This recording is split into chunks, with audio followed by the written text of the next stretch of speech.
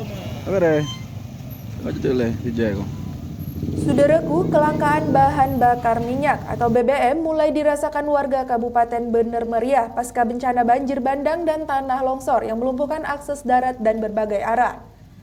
Terputusnya jalur transportasi darat akibat kerusakan parah jalan membuat mobil tangki BBM tidak dapat menjangkau wilayah terdampak.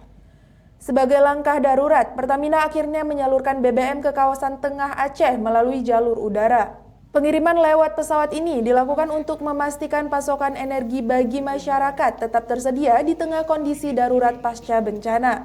Namun, keterbatasan jumlah pasokan membuat distribusi BBM belum mampu memenuhi kebutuhan warga secara maksimal. Pantauan wartawan di lapangan pada Kamis 23 Desember 2025. Antrean kendaraan di SPBU Pantai Raya sudah mengular sejak pagi hari. Barisan kendaraan bahkan meluber hingga keluar area SPBU mencapai bundaran menuju lapangan pacuan kuda. Mayoritas warga yang mengantre merupakan kaum ibu rumah tangga.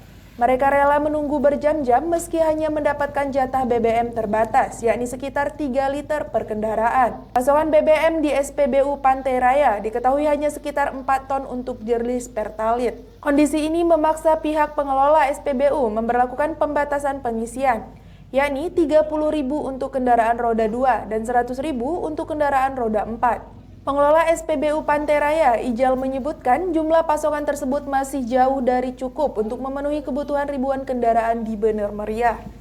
Sejak pagi, ribuan pengendara tampak mulai memadati SPBU. Informasi masuknya BBM menyebar-cebat dari mulut ke mulut, membuat warga berbondong-bondong datang untuk mengantre.